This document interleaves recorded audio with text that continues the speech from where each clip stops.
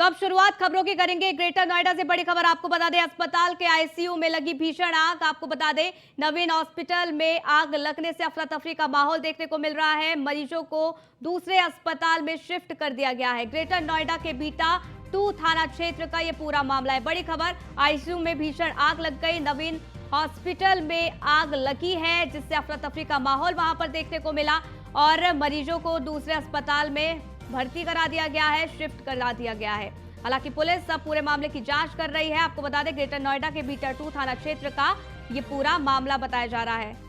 Nishant Sharma, bureau chief, हमारे साथ phone line पर जुड़ गए। जानकारियों से ले लेते हैं, क्या कुछ ये पूरा मामला और अब की स्थिति कैसी? देखिए, नवीन हॉस्पिटल में ये आग लगी है और जिस तरीके से बताया जा रहा है कि आग लगने के बाद अफरा तफरी मच गई है। आईसीयू के बेड में आग लगी और जिसके बाद मरीजों को दूसरे अस्पताल में शिफ्ट कराया जा रहा है। हालांकि मौके पर तत्परता जो है फायर ब्रिगेड की गाड़ियों ने और पुलिस ने दिखाई है, जहां मरीजों को निकालकर रेस्क्यू किया जा रहा है। हालांकि अब जो है आग पर काबू पाने का पूरी तरीके से प्रयास किया जा रहा है। आग किन कारणों से लगी है, क्या इसका अभी तक खुलासा हो सका है? अभी देखिए, स्पष्ट नहीं हो पा रहा कि किन कारणों से आग लगी है, लेकिन जिस तरीके से आग लगी, मरीजों के बीच में अफरा तफरी मच गई और नवीन अस्पताल से दूसरे अस्पताल में मरीजों को शिफ्ट कराया जा रहा है। क्या सभी मरीजों को अस्पताल दूसरे शिफ्ट किया गया है? देखिए, बिल्कुल रेट को लगातार चल रहा है। हालांकि जो मौके पर फायर ब्रिगेड के जो अधिकारी हैं वो मौके पर पहुंचे हुए हैं। पुलिस के जो अधिकारी हैं वो मौके पर पहुंचे हुए हैं। लगातार कितना समय लगेगा पूरी आग पर काबू पाने के लिए, निशान? देखिए, लगातार तत्परता के साथ में जो पुलिस टीम काम कर रही है, लेकिन जिस तरीके से देखा जाए कुछ ही समय में जो है दूसरे अस्पताल में सभी मरीजों को शिफ्ट कर लिया जाएगा। लगभग कितने मरीज इस अस्पताल में हो सकते हैं? जो जानकारी मिली है कि कई दर्जनों मरीज इस अस्पताल में एडमिट थे। हालांकि बड़ा अस्पताल है, ऐसा नहीं है। बीटा 2 ग्रेटर नोएडा के इलाके में ये अस्पताल बना हुआ है और उस इलाके के जो मरीज हैं वो कहीं ना कहीं इस अस्पताल में ट्रीटमेंट के लिए, इलाज के लिए, उपचार के लिए वो आते हैं। और कहीं ना कहीं जब आग की सूचना मिली और जब भगदड़ मची तो कहीं ना कहीं जो मरीज थे उनकी जो हालत नाजुक थी और ज्यादा तबीयत खराब हो गई और जिसके बाद उन्हें अब शिफ्ट कराया जा रहा है दूसरे अस्पताल में। चलिए, आप नजर बनाए रखिएगा, जो भी अपडेट होगी हम तक पहुंचाना। फिलहाल के लिए बहुत बहुत शुक्रिया हमारे साथ जुड़ने के लिए, जानकारी हम तक साझा करने के लिए। वहीं लोकसभा चुनाव में अब साल का वक्त बचा, यानी कि 1 साल का ही वक्त है। 2024 का आम चुनाव कई मायनों में भारतीय लोकतंत्र के लिहाज से ऐतिहासिक साबित होने वाला है। अगर बीजेपी इस चुनाव में सत्ता बरकरार रखने में कामयाब रहती है तो देश के पहले प्रधानमंत्री पंडित जवाहरलाल नेहरू के बाद नरेंद्र मोदी ऐसे पहले शख्स होंगे जिनकी अगुवाई में कोई पार्टी लगातार 3 बार सत्ता हासिल करने में कामयाब होगी। हालांकि इस मौके को बीजेपी खोना नहीं चाहती है, लिहाजा मिशन 2024 की तैयारियों में बीजेपी पूरी तरीके से जुट गई है। यूपी में तो इसकी तैयारी जोर शोर से की जा रही है। ये रिपोर्ट देखिए।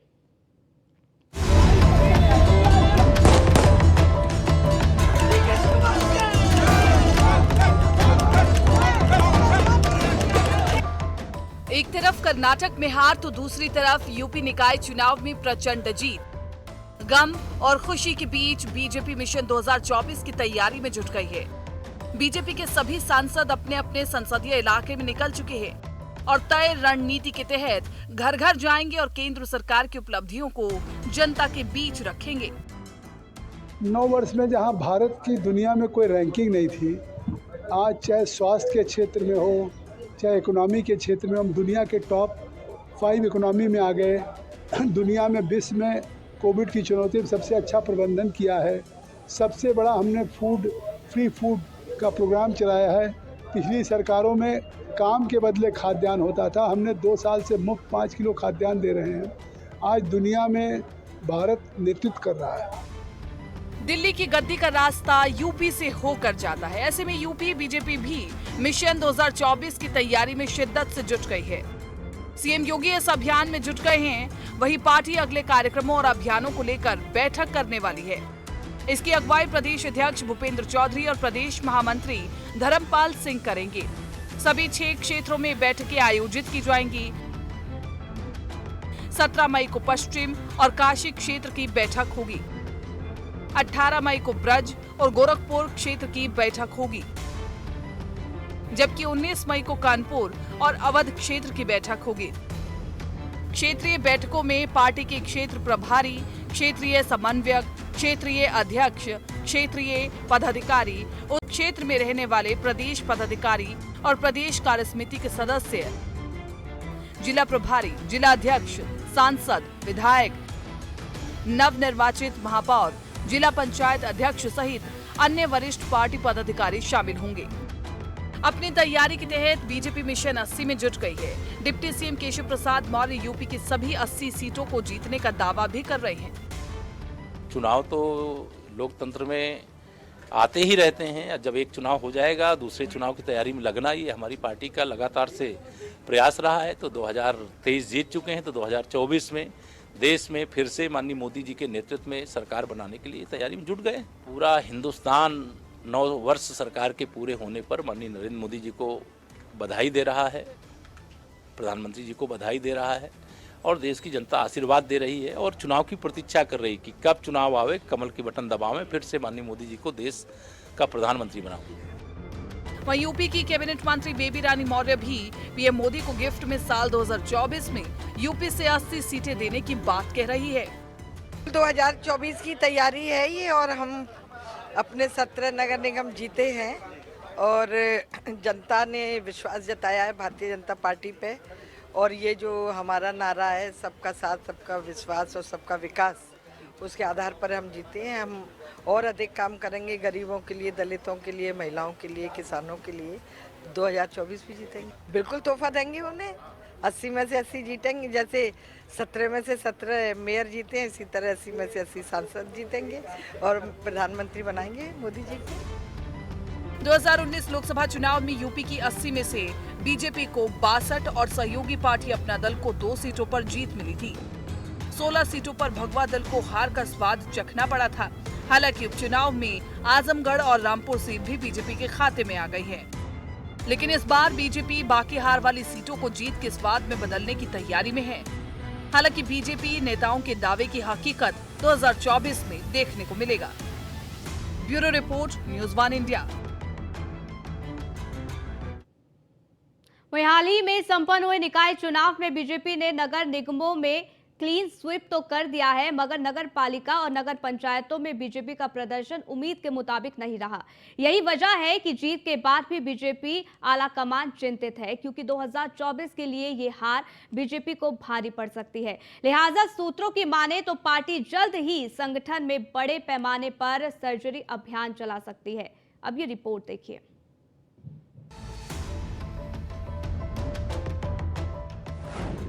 2024 के लिए बीजेपी का मंथन, मंत्रियों के क्षेत्र में हार पर चिंता, 2024 से पहले बड़ी सर्जरी की तैयारी। यूपी में निकाय चुनाव का पूरा अभियान अकेले सीएम योगी आदित्यनाथ ने अपने कंधों पर चलाया। ये कहने में कोई गुरेज नहीं, क्योंकि सीएम योगी जहां जहां पहुंचे वहां वहां बीजेपी को ऐतिहासिक जीत मिली। इस जीत में जाति धर्म की दीवारें तक टूट गई।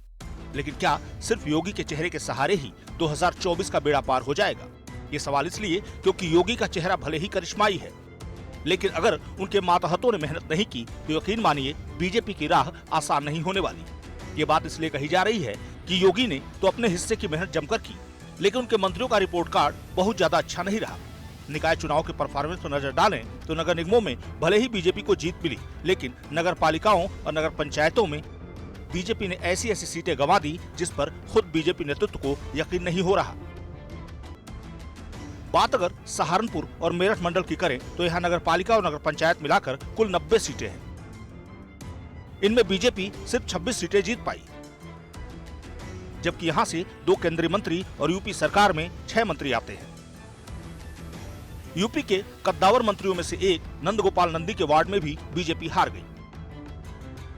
ताकतवर मंत्रियों में शुमार ए.के. शर्मा अपने गृह जनपद मऊ नगर पालिका की सीट नहीं बचा पाए, तो वहीं मंत्री धर्मपाल सिंह के गृह क्षेत्र बरेली की आंवला सीट भी बीजेपी हार गई। यूपी के मंत्री दिनेश प्रताप सिंह अपने गृह जनपद की सीट रायबरेली पर भी बीजेपी प्रत्याशी को नहीं जिता पाए, तो मंत्री गुलाब देवी अपने निर्वाचन क्षेत्र संभल की 2 नगरपालिकाओं को नहीं बचा पाई। इस फहरिस्त में असीम अरोड़ के निर्वाचन क्षेत्र कन्नौज और बलदेव सिंह औलख के निर्वाचन क्षेत्र रामपुर का भी नाम है, जहां पे बीजेपी प्रत्याशियों को हार का सामना करना पड़ा। बात अलीगढ़ की करें तो यहाँ से मंत्री संदीप सिंह भी दोनों नगरपालिकाएं नहीं बचा पाए। और तो और डिप्टी सीएम केशव प्रसाद मौर्य के वार्ड में भी बीजेपी हार गई। यूपी के एक और मंत्री नितिन अग्रवाल के वार्ड में भी बीजेपी को हार का सामना करना पड़ा। दिलचस्प यह है कि गोंडा से बीजेपी सांसद जो आजकल सुर्खियों में हैं, उनके क्षेत्र में भी दोनों नगरपालिकाओं में बीजेपी प्रत्याशियों को हार का सामना करना पड़ा। जाहिर है, अगर लोकसभा चुनाव के नजरिए से देखें तो हार की यह फहरिस्त पार्टी का सिरदर्द बढ़ाने वाली है, क्योंकि मेयर चुनाव की जिम्मेदारी सीएम योगी ने अपने कंधों पर रखी थी, जिसमें योगी का स्ट्राइक रेट 100% था।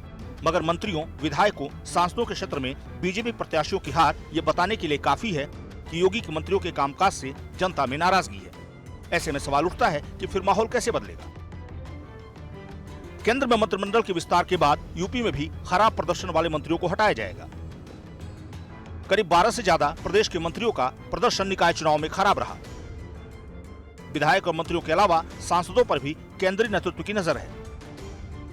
खबर यह भी है कि 75% से कम स्ट्राइक रेट वाले सांसदों का 2024 में टिकट कट जाएगा। सूत्रों की माने तो 60% से ज्यादा सांसदों के खिलाफ जनता में नाराजगी है। कर्नाटक में हार के बाद अब बीजेपी नेतृत्व कोई चांस लेना नहीं चाहता, इसलिए सांसदों के क्षेत्रों में भी बीजेपी ने सर्वे शुरू करा दिया है। यानी निकाय चुनाव में मंत्रियों और सांसदों के क्षेत्र में खराब प्रदर्शन और कर्नाटक की चुनावी हार के बाद बीजेपी नेतृत्व चौकन्ना हो चुका है और ऐसे नेताओं को बिल्कुल भी बख्शने के मूड में नहीं है जो अपने क्षेत्र में जनता के निशाने पर आ चुके हैं। जाहिर है, इसका असर न केवल बीजेपी के संगठन में जल्दी ही दिखने वाला है, बल्कि केंद्र और यूपी की कैबिनेट का नक्शा बदल जाए तो ताजुब नहीं होना चाहिए। Bureau report, news 1 India.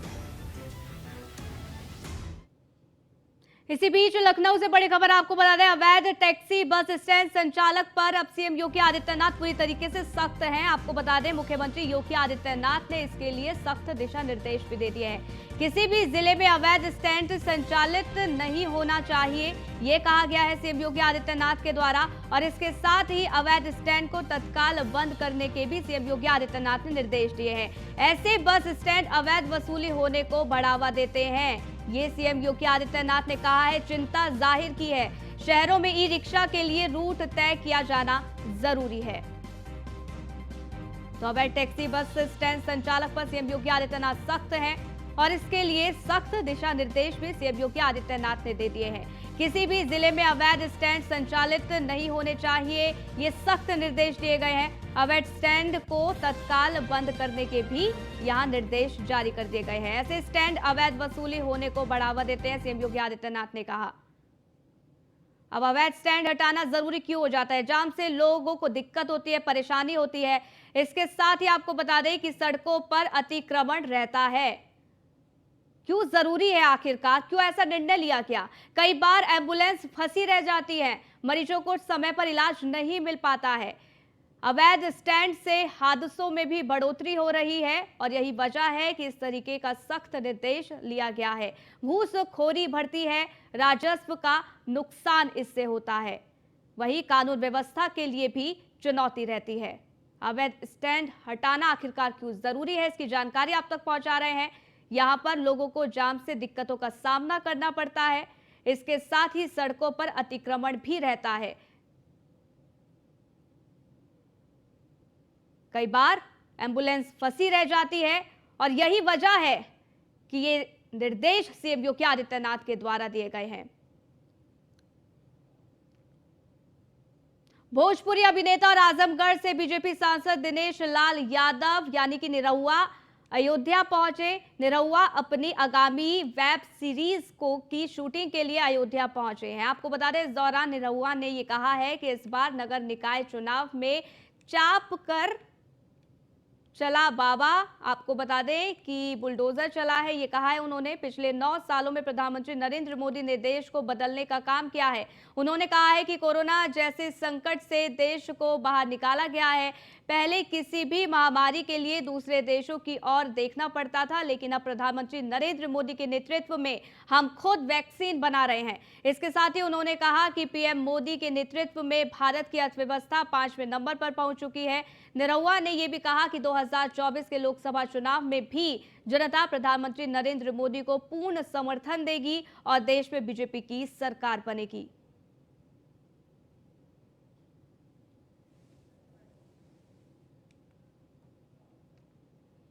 वे मुजफ्फरनगर में पुरकाजी विधायक अनिल कुमार ने पुरकाजी के नवनिर्वाचित चेयरमैन फारूकी पर गंभीर आरोप लगाए हैं। अनिल विधायक ने यह कहा है कि चेयरमैन फर्जी वोटों के आधार पर जीते हैं, हम इसकी जांच कराएंगे। हम दूसरे नंबर पर आए हैं वहाँ, और जिस व्यक्ति की वहाँ जीत हुई है वो व्यक्ति वहाँ फर्जी वोटों के आधार पर चुनाव जीता है। उस हमें बाद में पता लगा, हालांकि उसकी शिकायत हमने चुनाव के समय भी की थी, कि कुछ वोट उसने, सैकड़ों वोट जो हैं, जो गांव के देहात के गांव हैं, उन गांव के कुछ लोगों की फर्जी आधार कार्ड के एड्रेस पर चेंज करा के वोट वगैरह बनवाई है। उसकी जांच भी हम लोग करवाएंगे। तो शिकायत नहीं तो जनमत जो है राष्ट्रीय लोकदल के साथ था 100%, लेकिन फर्जी वोटों के आधार पर उन्होंने जीत शिकायत कहाँ करी आपने इसकी? एसडीएम साहब को शिकायत की थी, डीएम साहब को शिकायत की थी इसकी। वहीं कन्नौज में निकाय चुनाव में सपा से एकमात्र बने चेयरमैन को उनके आवास पर पहुंचकर सपा के राष्ट्रीय अध्यक्ष अखिलेश यादव ने बधाई दी है। इस दौरान पत्रकारों से बातचीत करते हुए अखिलेश यादव ने कहा है कि निकाय चुनाव में बीजेपी की जीत बेईमानी की जीत है।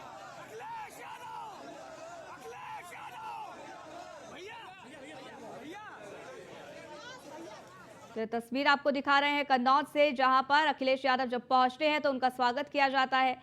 लेकिन इसी बीच अखिलेश यादव नवनिर्वाचित नगर पंचायत अध्यक्ष के आवास पहुंचे, जहां उन्होंने मुलाकात की और उनको बधाई दी है। जितना दंगा नाश लोकतंत्र में हो सकता है, भारतीय जनता पार्टी ने यहाँ किया।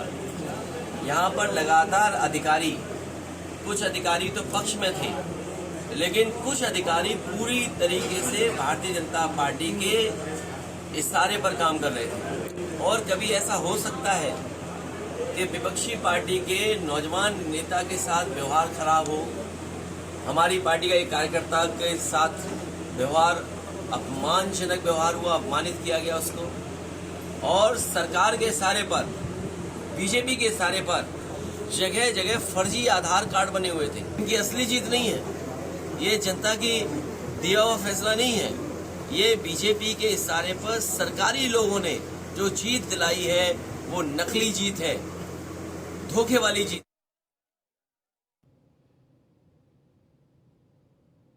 वहीं हापुड़ से खबर है, जहां निकाय चुनाव में समाजवादी पार्टी की हार पर घमासान मचा हुआ है। तीनों नगर पालिका सीट पर हार के बाद घमासान मचा हुआ है। ये बड़ी खबर आपको पहुंचा रहे हैं। आपको बता दें कि सपा कार्यकर्ताओं ने आरोप भी शुरू कर दिया है। आरोप का सिलसिला लगातार शुरू हो चुका है पहले ही, और अब एक बार फिर से यहां पर कई गंभीर आरोप लगाए गए हैं। सोशल मीडिया पर वीडियो वायरल कर गंभीर आरोप लगाए हैं। आपको बता दें, सपा के पूर्व कार्यकारिणी सदस्य ने सपा के जिला अध्यक्ष पर आरोप लगाए हैं। रुपए देकर टिकट देने का आरोप लगाया गया है। सपा प्रवक्ता ने एक वीडियो रिकॉर्ड कर सीधे जिला अध्यक्ष पर यह आरोप लगाया है। तो निकाय चुनाव में समाजवादी पार्टी की हार पर घमासान मचा हुआ है, और इसको देखते हुए अब आरोपों का सिलसिला भी शुरू हो गया है। तीनों नगर पालिका सीट पर हार के बाद ये घमासान है। ये समाज में जो सारी सीटें हैं वो हारी हैं। इन गठबंधन की जो सीटें जितनी भी हारी हैं, इसके लिए समाजवादी पार्टी का जिला संगठन पूरी तरीके से जिम्मेदार है। समाजवादी पार्टी के जिला संगठन में सबसे जो जिम्मेदार व्यक्ति हैं वो निवर्तमान जिलाध्यक्ष हैं। उनके साथ एक दो लोग और थे। इन लोगों ने समाजवादी पार्टी की मान मर्यादा को गिर में रखकर उनकी मान मर्यादा को बेचने का काम किया है, और उन्होंने जो अच्छे कैंडिडेट चुनने की बजाय गठबंधन के बजाय धनबंधन करने का काम किया है। आपको मालूम होगा, पिलखवा में इन्होंने बिलाल कुरैशी जी का टिकट भरवाया। टिकट भरवाने के बाद में फिर उनका टिकट सिंबल कटवाने के बाद में उनके स्थान पर एक बीजेपी के एक नेता को लाकर उससे पैसे लेने के बाद में उसको टिकट कराने का काम किया, जिससे वह मुस्लिम समाज पूरे जिले में नाराज हुआ और इनको वोट नहीं दी, इन्हें हार। तो इसी के साथ इस बुलेटिन में फिलहाल के लिए बस इतना ही। रुकेंगे एक छोटे से ब्रेक के लिए। देखते रहिए न्यूज़ 1 इंडिया।